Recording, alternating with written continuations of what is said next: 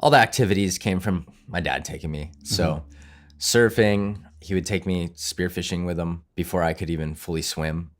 And I would have my life jacket on. My dad would throw the life jacket on me, and he would just stick me on his buoy. He'd drag like a Clorox jug or something, and I'd hold on to that, and that's where the stringer was with the fish. So I'd just be in the stringer with the fish, and he'd drag me around, and I'd be looking down at him at sunset and backyards, spearfishing, which is crazy because there's no way I would do that with my daughter. Stick her on the buoy with all the stringer of fish. I've had my buoys eaten by big tiger sharks so many times and stringers. I'm like, Dad, what were you thinking? I was going to get picked off.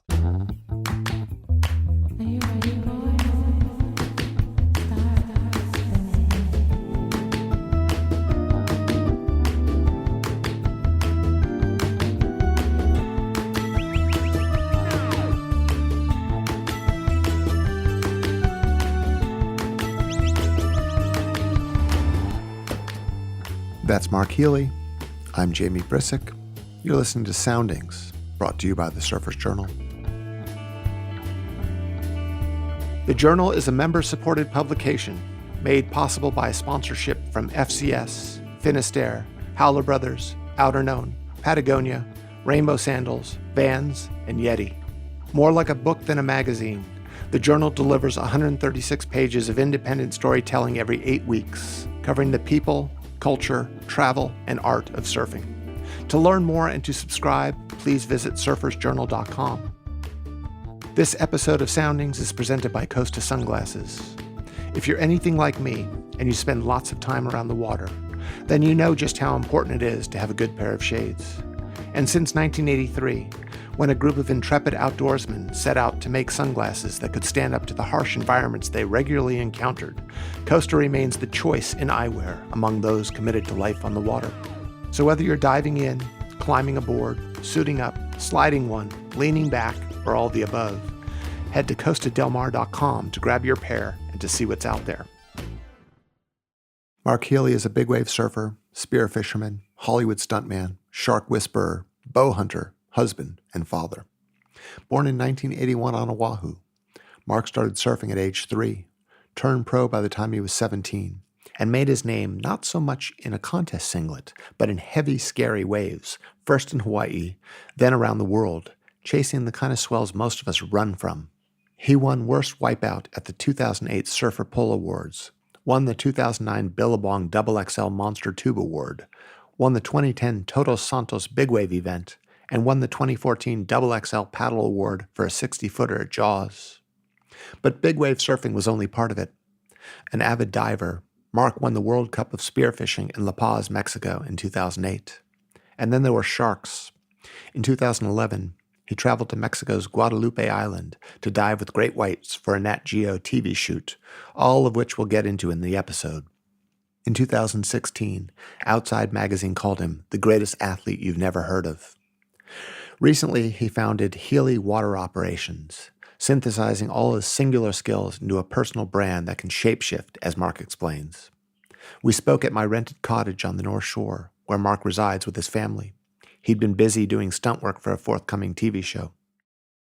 Mark, welcome to the show. Thanks for having me. It's been a long time since we got to hang out. Yep. My first question, I think, is how did you find your way to sharks? Sharks kind of found their way to me via spearfishing, growing up on the North Shore here and spending a lot of my days underwater and with bleeding fish. You end up running into sharks. So it's kind of, at first, you're kind of scared. You hear all the stories. There's always all the stories about people getting chased in from lineups, from big tiger sharks and stuff. So when you finally run into a pretty decent sized shark that's fairly aggressive and wants your fish alone, far from shore, it's kind of alarming. But after a while, you start getting used to it. And then I remember I got a little disposable water camera, like wind up. So I got into like taking pictures while I'm spearfishing. So that made me want to get close to the sharks when they would show up. And I realized it's actually difficult to get really close to the sharks. It's not often that they'll come very close to you or allow you to get very close to them. So as soon as that dynamic changed And I wasn't just trying to stay away from them. I wanted to get close to them. I had a different perspective on it. I was like, oh, they're actually kind of shy usually. They're standoffish. They don't take a lot of big risks usually. So that just got me going down the rabbit hole of learning their personalities more. When you talk about going down the rabbit hole and learning their personalities, is that researching sharks in a scientific way or just spending time in the ocean with them? Just spending time in the ocean with them. But I worked on a handful of projects with real scientists doing real science. I did some stuff in Guadalupe a long time ago with the white sharks. Did the first tagging project of pelagic thresher sharks ever. That was in the Philippines. And we did the first tagging project to track scalloped hammerheads and Galapagos sharks in Japan. Yeah, so I've ended up doing a bunch of different things. And you've done a lot of tagging of the sharks. As I read a piece in Outside Magazine about this. Yeah, so the tagging aspect came through spearfishing. Historically, they put tags in sharks to obviously see their behavior, be able to track them. A lot of that informs conservation because they learn you need conservation corridors, because if this shark's protected at X place, but then migrates, a couple thousand miles away every single year, if not a greater distance, if they're not having the same protection there, they're just getting smoked on that end. So it's you're kind of pissing into the wind as far as like any kind of real conservation efforts, unless you know where they're going. So that's why they're tagging sharks. Historically, they've been hook and line, catching them, tagging them. There's a fairly significant mortality rate that comes with that, because sharks, once they get that lactic acid built up and they get burnt out fighting on a long line or something, some of them do die. And when you're looking for data with the tags, you want them behaving as close to normal, if not completely normal. So if they die or they're at death's door, obviously you're not going to get good data until they recover again. They're going to be acting differently. So we could rig spear guns with the tag on it, go down, and it's just like hunting a fish. Like, it's actually very challenging with some of the threshers and some of the scalloped hammerheads were very challenging. It's as challenging as going spearfishing for any kind of fish I'm going after to eat. But it's just, you rig that spear gun up, and it's just a little poke. You want to try to get in the right spot, right at the base of the dorsal fin, and they're off. Wow. And even the data that we got back, I'd say the most delicate sharks that we've ever done it with was with the threshers. And I think I put 13 acoustic tags in. So there's acoustic listening stations that are down underwater. And every shark returned to the same place within 24 hours, which showed that there wasn't a lapse in behavior. They didn't have a negative memory of the place or anything like that. That's so interesting. The general public has a great fear. It's like one of the more primal fears of sharks. You're in the ocean. You're out of we're out of our terrestrial element. We're out in the sea. Most people are not that comfortable in the sea. And there's these sharks swimming around, their domain, etc. Having spent a lot of time with them, what's the thing that sort of people should know that might be, not the obvious or not the conditioned fear response? Well, I think what is probably the most overlooked aspect of them is individual personality. They have very distinct personalities. And it makes a lot of sense if you think about it, right? Like, great white sharks are very intelligent creatures. We're used to being around cats and dogs. We know, because we're close to them, that every cat and dog has a different, unique personality. Sharks very much have that as well. So you can't really broad stroke in one way or the other. Like, some people are like, oh my God, they can do no wrong. It's always a person's fault if they get attacked or something. Like, I've met some asshole sharks. And I've met a lot of nice sharks. That's fascinating. No, and that is something that people wouldn't take into account, because there is this tendency to just generalize that they're mean and evil and whatever. Or the other way. I feel like it's more so the other way now. Everybody's like writing oh my God, they're these mystical beings that wouldn't do anything. Like, no, there's some mean fucking sharks too. They're in the minority, but they do exist. Yep. Like some very aggressive ones. Yep. So on the note of the aggressive mean shark, what's the heaviest experience you've had? Closest call, I think, was from two different bull sharks diving in the Gulf of Mexico off of Texas, way out there. Wow. Yeah, so I was with a few friends, Kimmy Werner being one of them, who is like she's one of my super good buddies, a dive buddy. She's like world famous female spearfisher woman. She actually shot the Oahu spearfishing world record for women that day. Okay. But never filed her paperwork, which is a very Kimmy thing to do. Oh, that's kind of actually cool. It is super cool. She was like, we need more of that in the world. Yeah. Yeah. It's pretty cool. So we're diving. We went out of Houston, Texas. Okay. Because there was a weather window. Because during the wintertime, there's really big wahoo that are out in the Gulf of Mexico off of these oil rigs out there. Okay. And so we had been keeping an eye on it. There's a weather window. I could have wrote a book about this story, so I'm just going to tell you the shark part of it. I love it. And so we're out there. There's tons of wahoo all over the place. We shot a bunch. Sharks everywhere. Like lots of big silky sharks, hammerheads. Like they're basically bumping into you at any given time in your field of view. You're seeing at least 10 sharks. Jeez.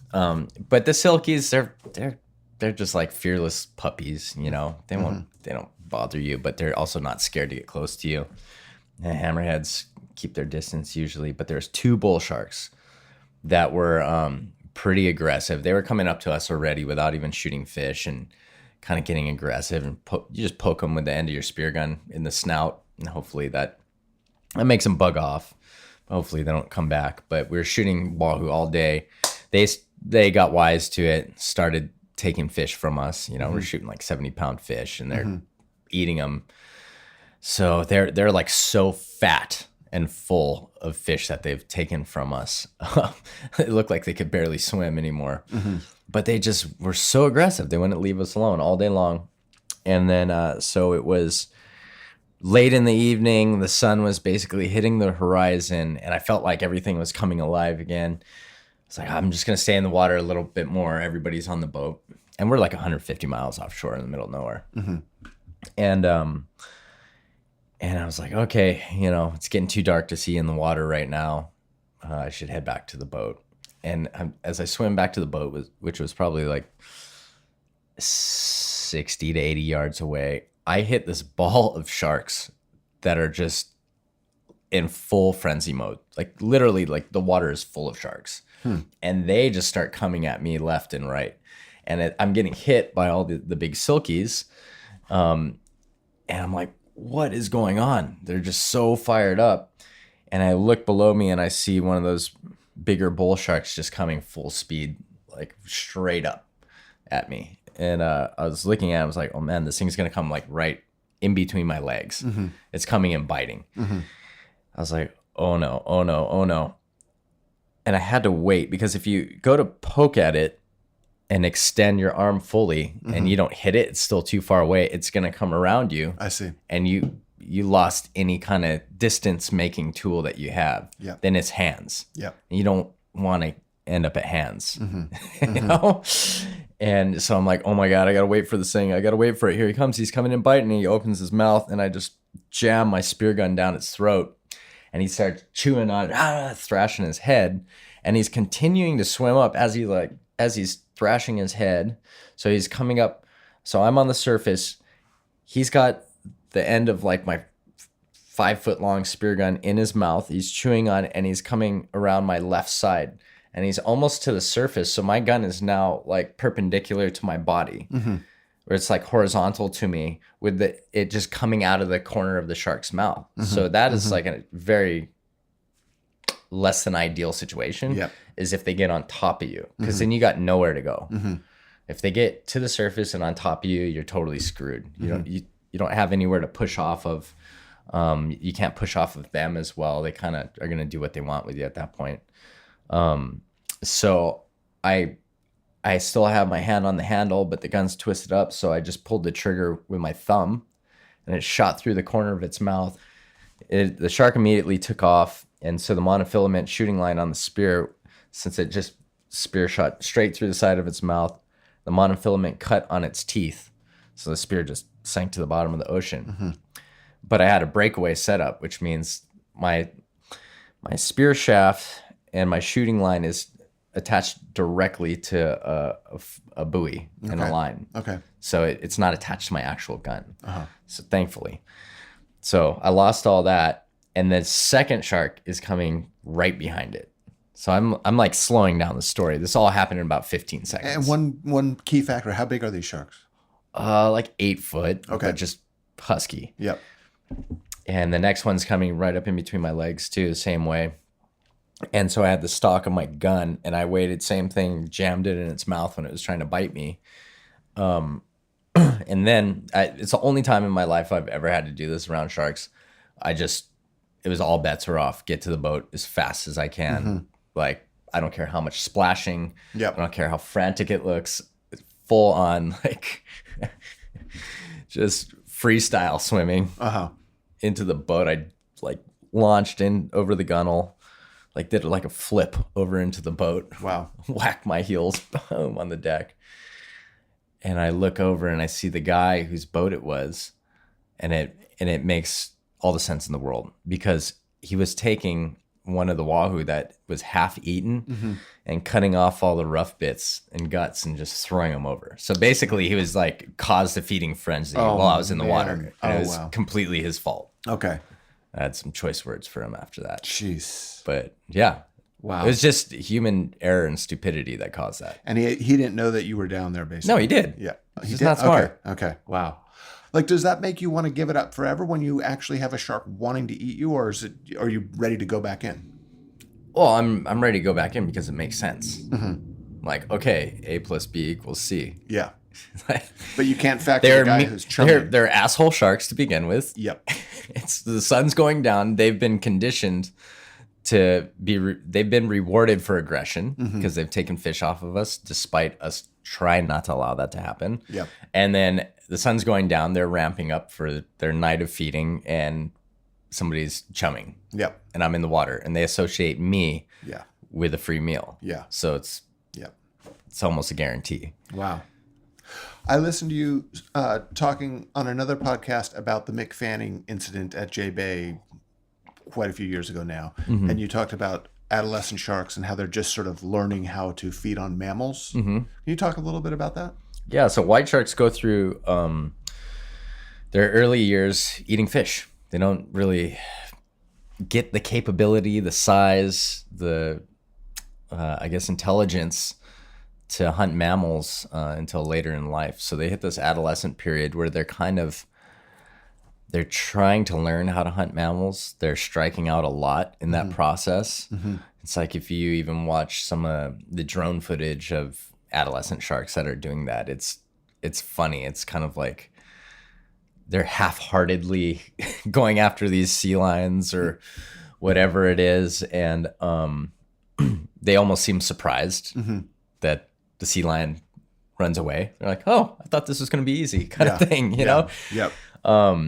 But they're striking out a lot. They have an urge. They want to learn. So I think a lot of the mistakes happen, with humans getting mixed up at that stage. It's like, okay, I have a strong urge to eat these sea lions, but they're just outsmarting me every time. And then, oh, look at this one. That doesn't quite look like a sea lion, but this is my big chance. Right. Yep. So you grew up on the North Shore in Haleiwa, Waialua or Kahuku High School? I went to Kahuku for 7th. Okay. I actually grew up like I could hit my house with a rock. Right wow. Now. Yeah. Okay. And we're right behind Sunset V-Land area. Yeah. Backyards, I guess. What was it like growing up on the North Shore at that time and age? Was it tough? Did you have to learn how to fight at a young age? Oh yeah. Yeah. Got in lots of fights. It was a different world.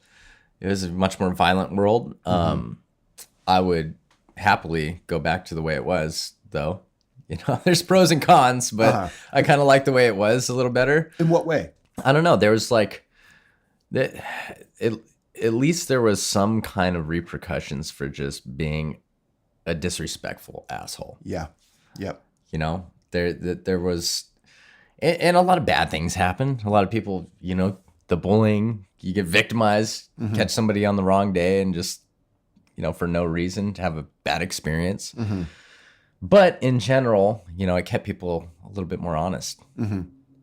And it was more, you know, it's like the Holly people who came in to surf, or like a lot of hippies and stuff, and most of them ran away from home to start a new life. It was more kind of like a, I don't know, like a settler, like boomtown vibe. Like you kind of had to have a little bit of gumption to be out here. Yeah. Now it's like an amusement park for rich people. Yeah.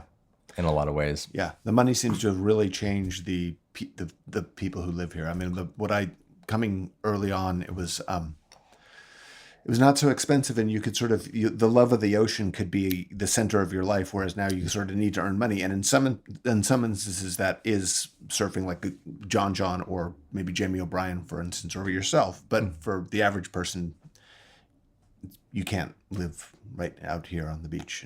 No, it's so expensive. I mean, if you're living out here, if you're making $100,000 a year, you're treading water. Yeah. That's $100,000 a year with maybe one kid. You're breaking even. You're not saving any money. Yeah. Yeah. And this is in a place with very limited work options. Yeah. You know, so obviously this population replacement is going to happen because it's desirable locations. People buy it as an investment, leave these houses empty. Yeah, it's unfortunate, but that's the way it goes. Yep. But the kind of Wild West that we're describing when you were growing up, do you think that builds character? It's in its value to be sort of strong of character, brave, physically strong. That sort of slides right out into the lineup at a place like Pipeline. And riding big waves is respected. You can earn respect through being a good waterman, let's say. Can you recall when that first started to happen for you, where you realized you had courage in scary surf? Well, I always liked bigger surf. I actually stopped surfing when I was a kid for I think it was maybe 2 years, and just started boogie boarding. Wow. Because I could catch bigger waves with a boogie board. I just always liked it. Because I remember being at Shores, which is just on the inside of Sunset Point. That was the hub for all of us kids. Okay. You know, and so we go hang out there. And this little kind of reef form left. Yeah. It's just on the backyard side of Val's Reef. And I just kept wanting to go outside to Sunset Point. You know, I'd see these guys coming in, riding the whitewater in after their session on big days at Sunset Point. I was like, whoa, I want to do that. So I would go out there on my boogie board and just go straight on the biggest waves that I could at the time when I was a little kid. So, but then I went back to surfing, and I'd surf with Jamie Sterling was like my brother, and another friend of mine, Dave Thomas, and they like bigger waves, but we'd surf like Phantoms and Backyards and Revelations and all that. I'd surf with my dad and his buddies, just construction workers, carpenters. But they always liked surfing the uncrowded outer reefs. Yep. But the first time it kind of I think I got into the spotlight was on some second reef days at Pipeline when I started going to Pipe. And that would be around the time that I think I first met you. Can you try to describe a little bit what the Pipe scene was like at that time?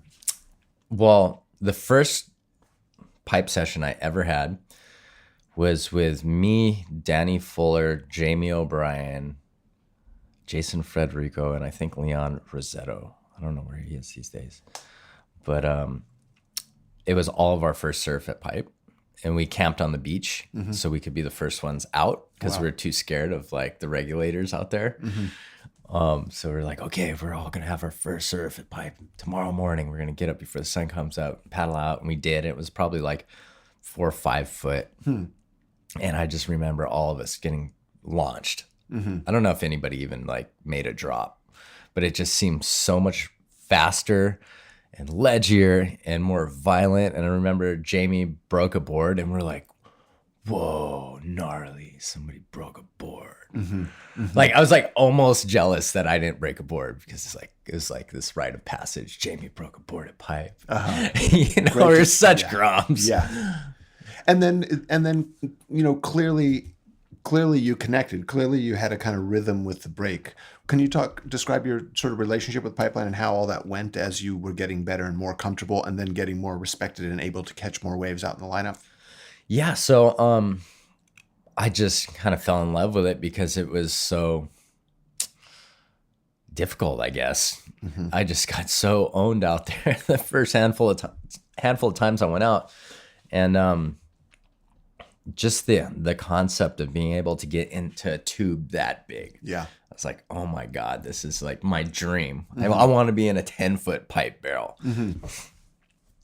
So I started going out there, and, it was like, you're a kid. Back then, you just get roasted. Like, you're getting dropped in on, like, nobody gives a shit about you.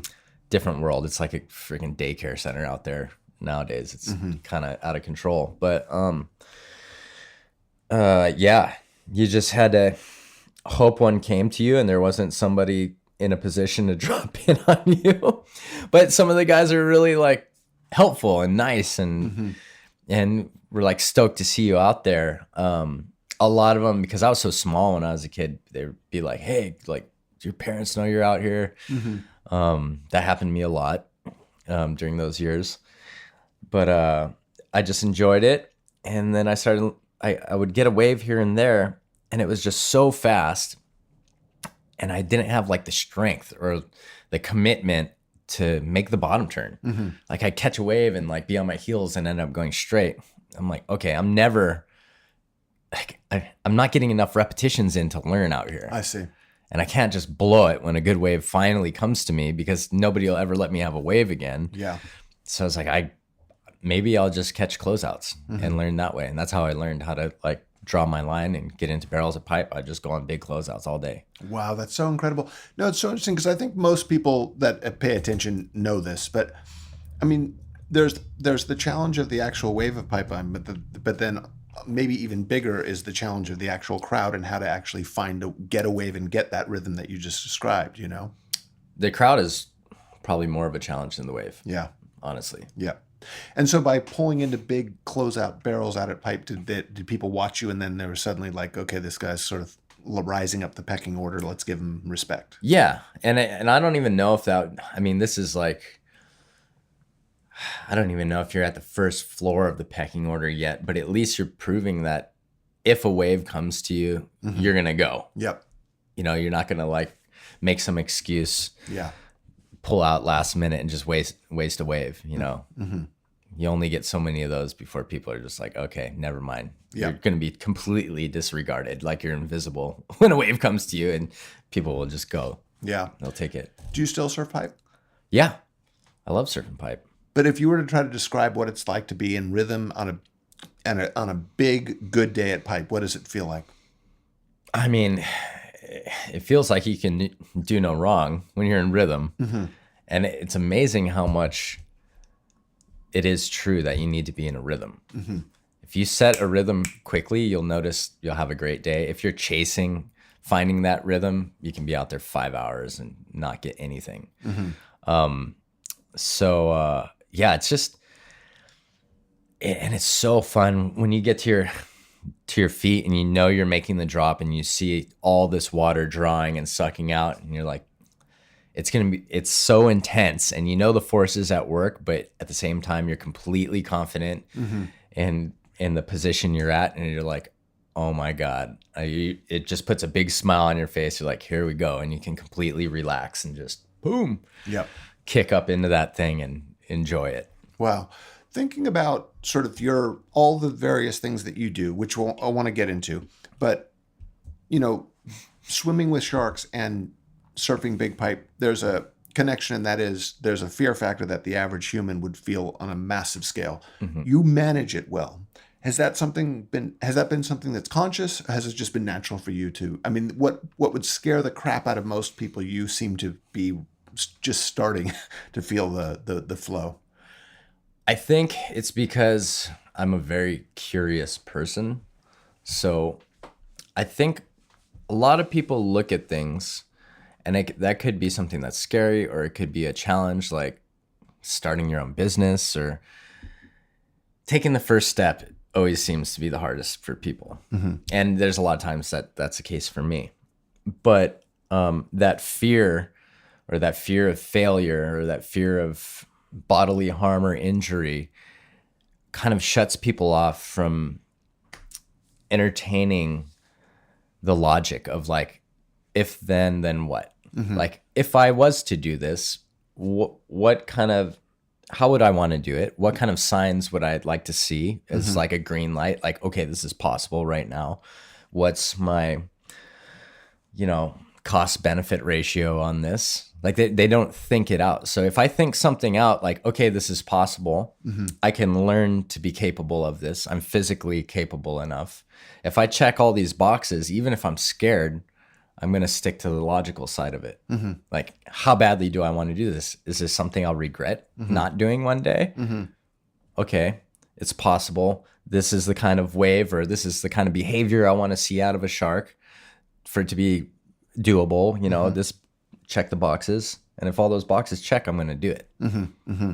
But people just have the emotional reaction, I think, a lot of times right off the bat, and they never entertain the idea of like, hey, if I was going to do this, how would I do it? Interesting. If someone were to ask you what you do for a living, what would you say? I don't even know anymore. I honestly feel like it's really cringy to throw the word waterman around all the time, but I feel like I'm not really like a purely professional surfer anymore. I still do the big wave things. I still work with brands that highly value that aspect, but I do a lot of stunt work on the side. I have a couple of companies that I've started and I'm very involved with. I work in design with brand and making products, designing products. A lot of different things I do. I kind of guiding, like ocean guiding stuff for like rich clients a lot of times. Just a lot of different things. I generally may say I do things. I mostly, now there's more land stuff, but I mostly do things that people are either incapable or unwilling to do in the ocean. That seems to be the common thread that kind of holds everything together. Okay.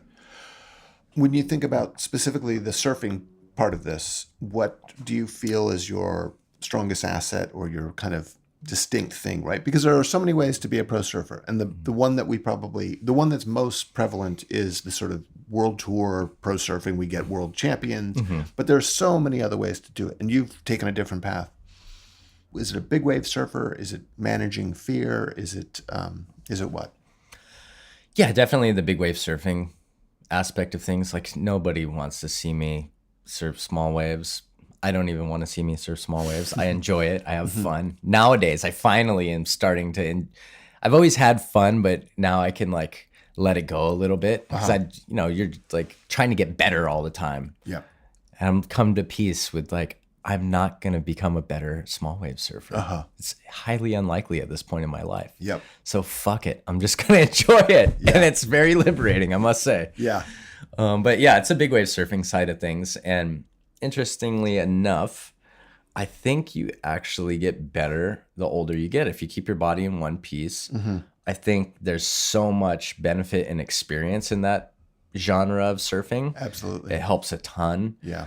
And to be honest, when you start having more to lose, like a family and stuff, you start making wiser decisions. Which ends up equating to better performance, I've found. Interesting. Can we talk about Healey Water Ops and what it is exactly? Yeah. So I had this idea a long time ago, actually when I was in my teens. Obviously, things have changed a lot since then. But I remember, you'd go run across the Turtle Bay golf course over there. I'm like, wow, this is crazy. The amount of money that goes into making a beautiful golf course with amenities, with good service. People flying across the world, they get that at the golf course. But then when they want to do anything in the ocean, it's like, here's this dirty cheap set of goggles and fins. Now go drown on your honeymoon. Yeah. Basically was how it always was before. I'm like, we live on an island with beautiful beaches. Like people can go golf anywhere. Like the draw is the experience near, in, adjacent to the water. So I was like, there really needs to be an offering like that. And it was just always in my head for a long time. Obviously, a lot of things have come in to fill that space. But I ended up starting it while I'm doing all the professional surfing stuff and everything. And just working with private clients. So it's like a lot of mostly international stuff, you know, showing up at their yachts. That may be here or there, South Pacific, Indian Ocean, whatever. And game planning the activities based on the desire of the clients, the mix of the demographic of the group, setting up safety protocols and plans with their crew and everything so you can do things safely, because oftentimes it's in remote places. And just teaching if they want it. So if they want to learn how to free dive or, you know, surf better or whatever, if it's something that's outside of my wheelhouse that I don't honestly feel like I have a high level of expertise in, I can bring in people that I believe. I'll never be like, hey, I'm going to teach you how to kite surf. I can't kite surf for shit. Right. You know? Yeah. But I can connect them with people that I bring in that, and that was the benefit. So I was like, what is my superpower here?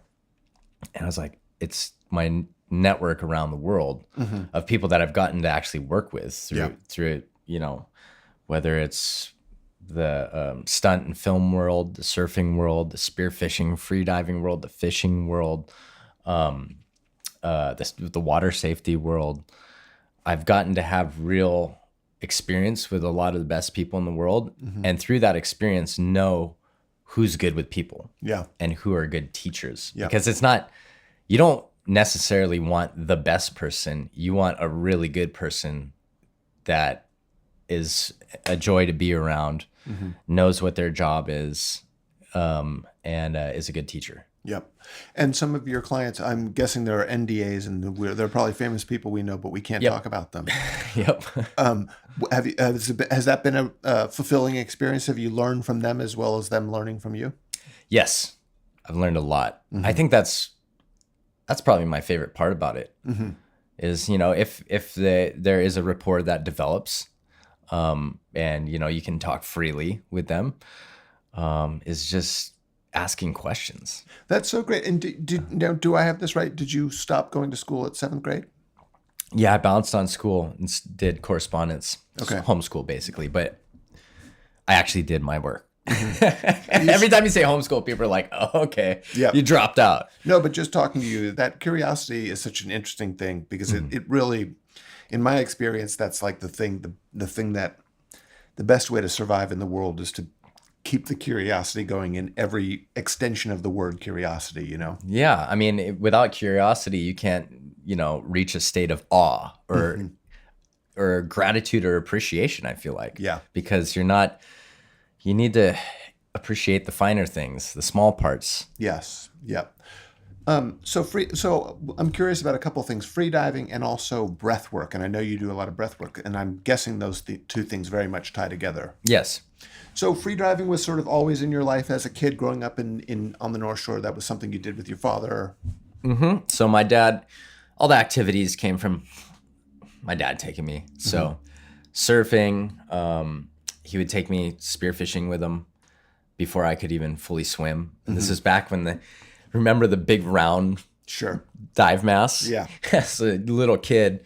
And that, like, the bottom of the dive mask is like on my gums, you know, like covers my upper lip, leaking like hell. And the only way to keep it from leaking like hell is you just strap it down as hard as possible. So you got like a pounding headache 10 minutes in. And I would have my life jacket on. My dad would throw the life jacket on me, and he would just stick me on his buoy. He'd drag like a Clorox jug or something, and I'd hold on to that, and that's where the stringer was with the fish. So I'd just be in the stringer with the fish, and he'd drag me around, and I'd be looking down at him at sunset in backyards, spearfishing. And that's how I yeah, got into spearfishing, which is crazy because there's no way I would do that with my daughter. Stick her on the buoy with all the stringer fish. I've had my buoys eaten by big tiger sharks so many times and stringers. I'm like, Dad, what were you thinking? I was going to get picked off. But do you think maybe the shark population was different then than it is now? I think there's more now. Yeah. Yeah. It seems that way. I mean, statistically, it seems that way. Yeah, there's less lay nets. People used to catch sharks and kill them all the time when I was younger. It doesn't happen as much. And breath work. So training for all the stuff that you do. What is that like? Training is like I like to keep my lungs in shape, so it's like breath work, but a lot of it is like actually going and free diving and spearfishing. Okay. I do a lot of free diving when I can. Go to the gym. So Daniel Bachman's got a gym over here across from Rocky Point that I've been ducking into when I can, because I'm very busy. And surfing and body surfing. I feel like, honestly, the best shape I'm ever in is when I'm body surfing a lot. Oh, that's so interesting. I read that you can hold your breath for 6 minutes. Yeah, I mean, that's like, I've held my breath over 6 minutes a bunch of times, but that's just sitting around in a controlled environment, laying down on the floor. But yeah, I can get to that place. That doesn't translate to 6 minutes in the water, I'll tell you that much. Right, sure. And what about stunt work? Yeah, so I've been doing stunts for 15 years now. So that's been kind of my shadow life that I've had for a long time. Brian Keolana got me into it, and I've been working with Brian a lot ever since, on all different kinds of stuff. Brian is probably the closest thing outside of my father of being like a mentor throughout my life. And so he got me into stunts. Brock hired me and helped keep me into stunts. Yes, because I've known Brock for so long. In fact, my kind of introduction to the North Shore came with the little family, and I used to stay with them up Pupukea Heights. But it was so interesting watching. I live right by that house. Oh, okay. Yeah. Second Alapio. Yeah. I know it. I almost could say it with a pigeon, but I won't. Watching that, to my mind, Brock was one of the sort of early generations of someone that transitioned from big wave surfing straight over into doing stunts, and it made perfect sense. And I used to see him in LA when he'd be doing TV shows or film and television stuff. For you, did it feel like an extension of everything you were doing in the water? Yeah, definitely. The way you get into stunts is most stunt men and women, you usually have a core expertise in something. And then if people aren't sick of you, you've shown that you can work, you can hit your marks, not do stupid shit on set. Yep. And they like you, you get called back. You start getting put in different roles in different situations, learning how to do different stunts, whether it's car stuff, fights, falls, shootouts, burns, rigging, all that stuff. Right. What's been the most memorable or spectacular stunt that you've done? Memorable. I was in an explosion that for a show that never made it past the pilot.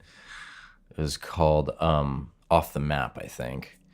And this explosion was supposed to be like 20 feet tall that we're in the middle of, and it ended up being like 70 feet tall. Wow. It was so radical. We're in the middle of a fireball, and just the concussion of it hitting.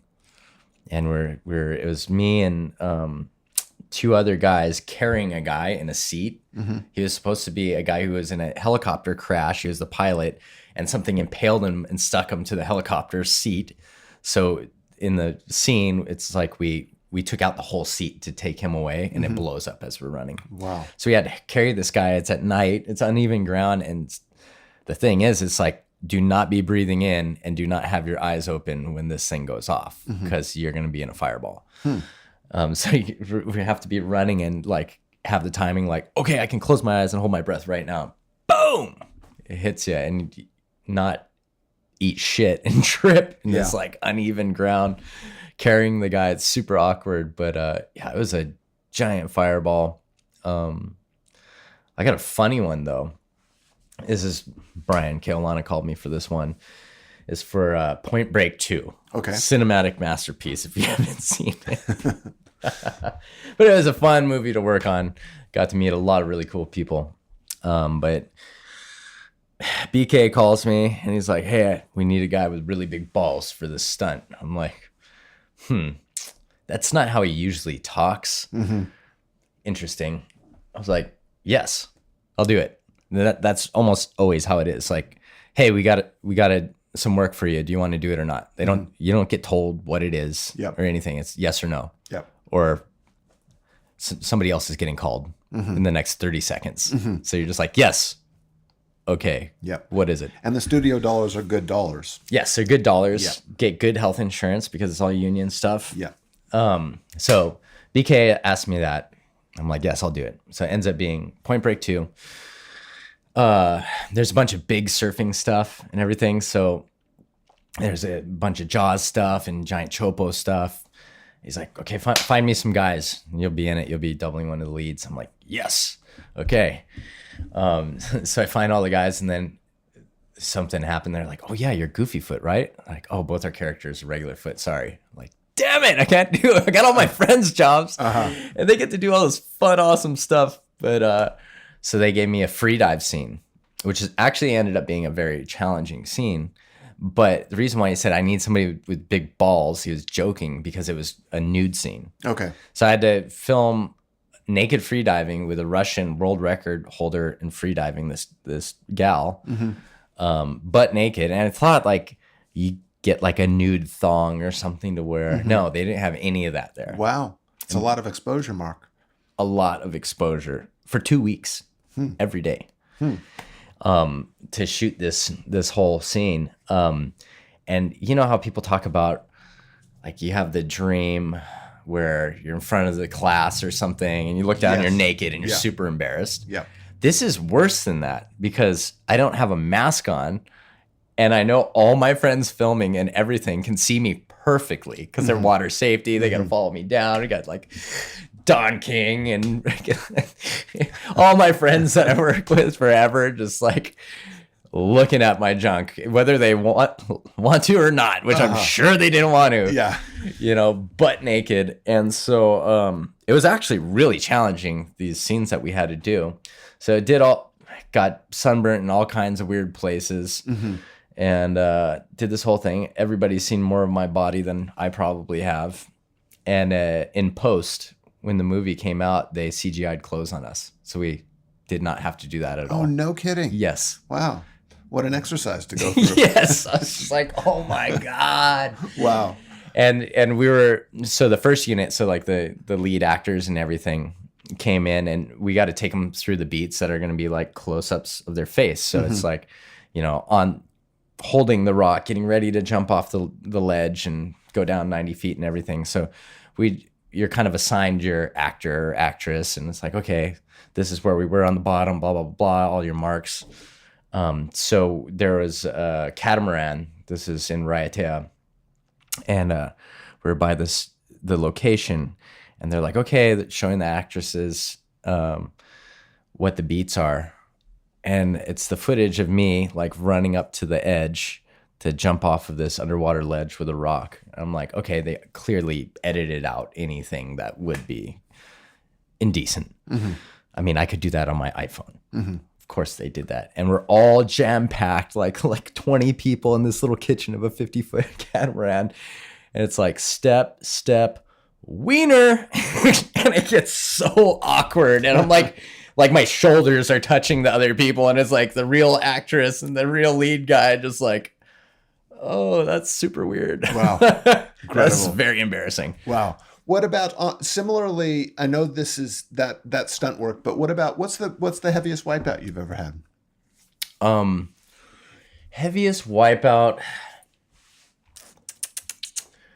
The times I've broken my eardrum and almost drowned were definitely heavy. I did that at Jaws the first time I ever went out there on a really big day, on a big wave. Almost drowned. I did that at Dungeons in South Africa. Really big day. Almost drowned. Pipeline. I split my kneecap in half and broke my heel on the other leg, just hitting the bottom so hard.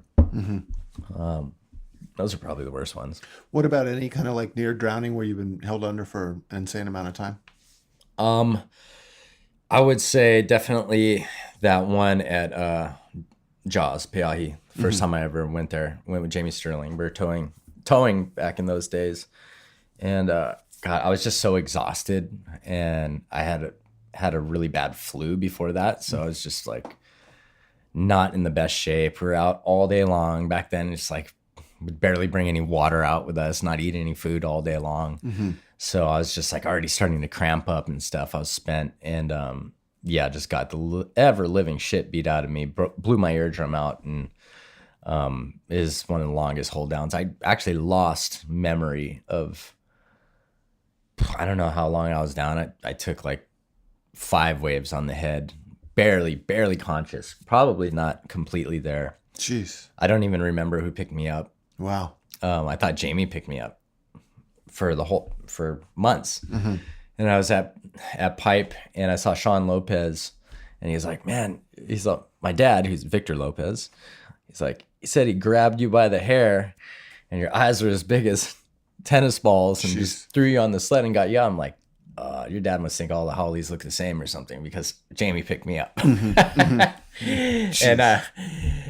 I was just joking, but I was serious about thinking Jamie picked me up. He's like, no, my dad said it was you. Wow. And I was like, okay, we'll figure this out right now. So I called Jamie Sterling. And I was like, Jamie, tell Sean you picked me up at Jaws. He's like, what are you talking about? Wow. I'm like, what do you mean? You didn't pick me up? He's like, no, I couldn't get into you. I had to loop back around. Victor ended up getting you eventually and threw you on our jet ski. So I don't remember anything until we got on the jet ski. And I was just, because I was spinning out because my eardrum was broken too. I was like throwing up in my mouth and I wanted to just let it rip, but I didn't want to throw up in front of everybody out there. So I was just swallowing like mouthfuls of vomit, spinning out like, wow, that's terrifying. Half dead. Well, you know, and I'm forgetting the name of it, but there was a film on a documentary on Netflix about the freediving couple, and one of them passes away. Yeah, that's radical. Yes, and the thing that was really surprising that I didn't know is that sort of edge play of like going unconscious and then having someone there to sort of pull you up to the surface and bring you back. Yep. Have you experienced a lot of that? Yeah, I almost died last October before last. I'm fully blacked out. Fully aspirated water, filled my lungs with ocean. Like, and someone was there to revive you? I would be absolutely gone. No chance of body recovery in the place that it was. If my friends didn't grab me. Yeah. But I regained consciousness as I was getting thrown into the boat. Okay. So I think maybe the water sloshed one way in my lungs and created like an air pocket, or that sloshing created enough oxygen exchange for me to get conscious again, but barely. Jeez. Wow.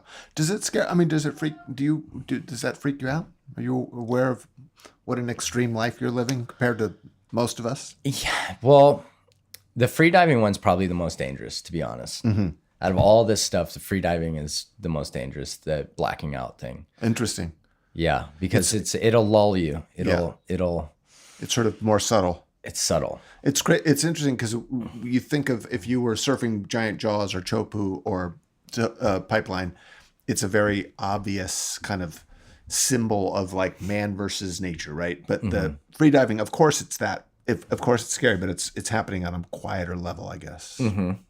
And if you black out and you don't have anybody to help keep your airway clear and your head up, you're dead. That's it. It's not like, it's pretty binary at that point when you lose motor control like that. If you're on your own, you're fucking dead. It could be in a cereal bowl of water on this table, and I could be here holding my breath in it, and I'll drown. Wow. Yeah. What scares you most? What scares me most is, I think, just the vulnerability of being a father. I had a feeling you would say that, actually. because there's nothing that can prepare you for that. You know, when you have somebody that's like your entire world, like if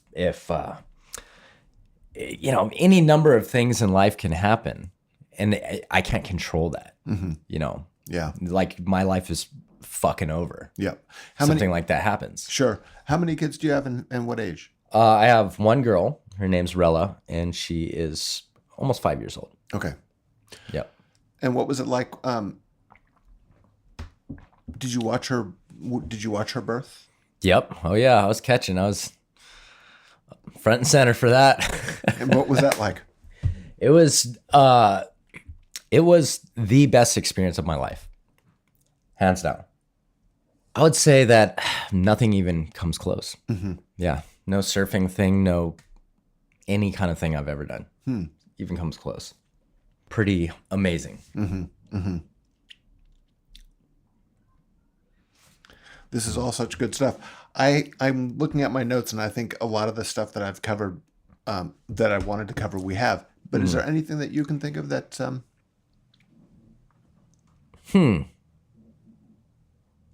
I don't know. I mean, I guess as far as God, it's an interesting time in surfing, isn't it? Yeah. What? Postmodern weirdness. Yes. What excites you? What puts you off? What do you, as someone who I'm sure, as a great surfer, and someone who I'm sure follows surfing and is passionate about it, what do you see these days? I see, like, I mean, it's kind of always been there, but just an attempt to pasteurize surfing and the characters that are in it, you know, to try to please everybody, that was never the point. Yeah. It's a rebellious act. It's right. You know, it's a little too much media coaching. In other words, like people are kind of giving. Exactly. Yeah. Exactly. Yeah. It's my favorite surfers are the ones where I feel like I know their personality. Even if I didn't know them personally, I'd be like, I know their personality by watching them surf. Yeah. It's coming through. Yeah. Among all that, is there any part of it that you watch? Do you follow your fellow big wave riders the most? Do you follow what's exciting for you? The stuff that's exciting for me is like what Nate Florence is doing. Yes. I so agree. That's exciting to me. Mason Ho. Yeah. What he's doing. Yep. Super exciting. Yeah.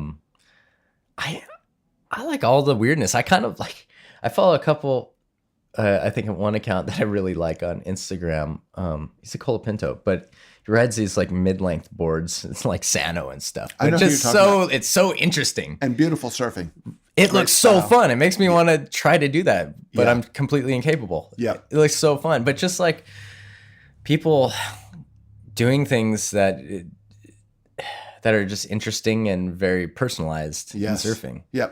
Well, it's interesting because everyone you've mentioned, they're in if there's a sort of category, it's the same. It's a very similar category to the one and I don't even want to call it a category, but it's similar to you in terms of just making your own way and not necessarily. Did you ever want to go be a world tour surfer? Did you ever want to be on the pro circuit? You know what? I always had, thank God, at least enough common sense to know I did not have the skill set to do that. I did a ton of contests. Holy shit. I did contests till I was blue in the face. And mostly just because I don't like sucking at things. So I keep beating my head against that wall. Never been a great contest surfer. You know, I've done well in some big wave events for sure, but like, and you know, some events, but I'm just not great at it. Yep. For you right now at this stage of your life, what is your ideal surf? What does the experience mean to you, or how does it get you most excited? I think, big hollow waves and in interesting places. You know, like I want to be on a reef, middle of nowhere, Fiji, you know, surfing a big wave and having that feeling of like being on the edge of, you know, a wild place and discovery and maybe doing something a little bit new. Yep. That's a lot of my surfs are just, I'll take, if pipe's not breaking or it's not one of the big wave days, I'll take a wave that's, you know, half as good, but uncrowded in a nice place on this island. Yep. It's interesting because you've kind of really diversified, and you have a lot of the entrepreneurial stuff, the free diving, taking people and doing the experiences, the Healey Water Ops. I've definitely observed sort of the full blown adrenaline junkie when that starts to slow down. Mm-hmm. It can be a dangerous place to like try to find your way, as Rabbit Bartholomew once called it, back to civilian life after like coming. He described that after coming off the world tour. But there's a maybe even more intense version of it. Is like you're riding giant waves. Do you ever sort of go like, my bar is so high, my kind of baseline for thrills is so high, how can I sustain this into my midlife and beyond? Nope, not a problem at all. I love this. Not even a little bit. No fear in the water and no fear about my future. No, because I've always been, I've always tried to really learn about as many things as I can, and through that process, be able to appreciate very tiny things that I would have overlooked otherwise. Yeah. So I'm just excited about learning more and more things and being able to appreciate things and see things from a different perspective. And I'm more than busy enough. I gotta like cool my jets, man. I'm like nonstop busy. I connect a lot of dots for people, do a lot of consulting with brands and people, and like it's this constant process of creating and being involved in things, and I enjoy it. Yep. No, and knowing you for a lot of years now, I see that. And I think in many instances, the thing that I'm talking about with that adrenaline junkie thing, it can so easily slide into drugs. And, oh, yeah. And you've never struck me as someone who goes near that kind of thing. No, not hard drugs for long periods of time. I enjoy my mornings. There's no amount of partying that I've ever done to where I've been like, when you feel like absolute shit when the sun's coming up, that I'm like, not like, oh my God, I've just wasted this day. Yeah. No, like I've wasted this day. I do have like, I'll send it. Mm-hmm. I'm not going to lie. Mm-hmm. Like I could, if I'm with the boys every now and then, I can definitely put back, more than a 12 pack. Right. Solid. Sure. I'm a all or nothing sometimes. But yeah, it's never like really a long-term problem. Yeah. But I do have that tick. Mm-hmm. Mm-hmm. I definitely do. Okay. I got to let the dog off the leash every now and then. I would never know that about you. The energy's gonna go somewhere. It's best to stay moving. No, that's what I mean. That's exactly it. Is that, and I've seen that, and I've seen sort of generations of like big wave surfers, or even just world champions, kind of try to. It is a thing where it's almost like you get so used to a level of stimulus that it can be. That expression, the devil finds work for idle hands. Yes. And when your hands are very, very busy, you can't kind of let them become idle. For me, the main thing is just getting in nature. Mm-hmm. Like I can go off and go spearfishing a whole day and it'll reset me. Mm-hmm. It doesn't have to be something scary. I just need to get the fuck out of the human world. Yeah.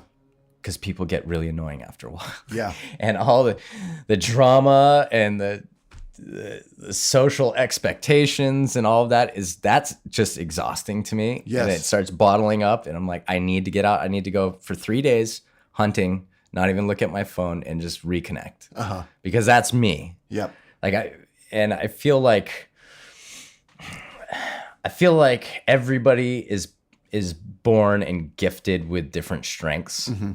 And you can see it. Like there's people that they have an ear for music, or have an artistic eye. Mm-hmm. Like I am born to be in raw places in nature. Mm-hmm. I like that cause and effect of nature, where there's a direct correlation between your decision making and your outcomes. It's not like, for example, surf contests that's arbitrary and there's judging. Mm-hmm. Everyone's always like, oh, I got screwed on that score. Like, there's no clean takeaway. Like, even if you win, you're like, oh, it was a close one. It could have went either way. Mm-hmm. Like, it's not cut and dry like your experiences with nature, I feel. Right. And that's why I like sharks, too. Mm-hmm. They give you what they're going to give you. I know what to expect for the most part from them. They're not veiling any intentions. I like this, Mark. It's pure. Yeah. And it's strange that you have, for some reason, there's this correlation between like these pure experiences and places and consequences. Mm-hmm. Consequences seem to be roommates with these experiences. Are you more at home out in the ocean than you are on land? Yeah, I like when I'm out spearfishing or just out in the water, that's me, that's flow state. That's even when I come in and like cutting fish later, that's just me doing my thing. I feel like everything's humming. Mm-hmm. I'm at optimal RPM for my body. Yep. And it's just been so fun. I feel like most of what I do these days is get to introduce people to it, mm-hmm. and help them along on their journey. And it's so rewarding, because Yeah. I remember all these first experiences that I had and how meaningful they are, and how I remember them to this day, decades later. And to be able to be like a vector to help somebody experience that is awesome. Yep. Yep. Well, great stuff. Thank you so much. It's so great chatting with you. It was a pleasure. Thanks.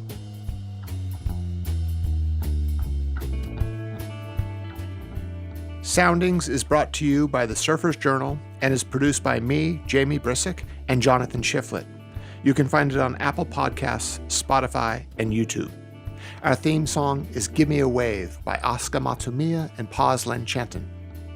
The Surfer's Journal is a reader-supported publication made possible by sponsorship from FCS, Finisterre, Howler Brothers, Outerknown, Patagonia, Rainbow Sandals, Vans, and Yeti.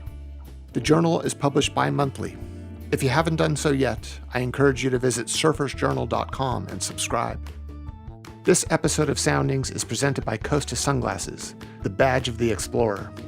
For over 40 years and counting, Costa has remained steadfast in their dedication to not only crafting the most durable, functional, and long-lasting eyewear, but in protecting our waterways and natural resources.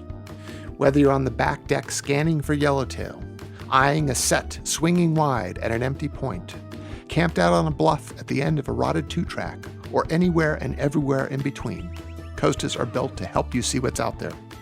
Head over to costadelmar.com today to find just the right pair for you, no matter where the water takes you. Thank you for listening to Soundings, and until next time.